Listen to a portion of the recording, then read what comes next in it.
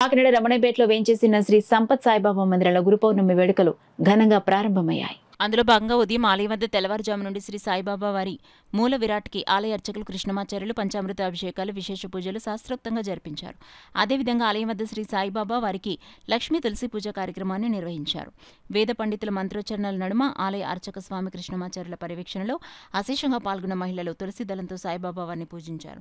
ఈ సందర్భంగా ఆలయ అర్చకులు కృష్ణమాచార్యులు మాట్లాడుతూ గురు పౌర్ణమి సందర్భంగా ప్రత్యేక కార్యక్రమాలు నిర్వహిస్తున్నట్లు వెల్లడించారు. పూజా కార్యక్రమాల అనంతరం ఆలయం వద్ద భారీ ఎత్తున అన్నప్రసాద వితరణ కార్యక్రమాన్ని నిర్వహిస్తున్నట్లు వెల్లడించారు.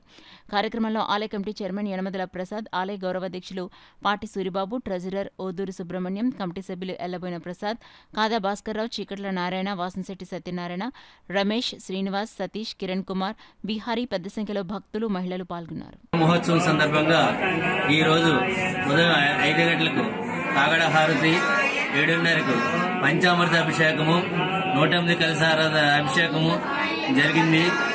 అనంతరం ఇప్పుడు 10 గంటలకు లక్ష పత్రి పూజ కార్యక్రమం జరుగును.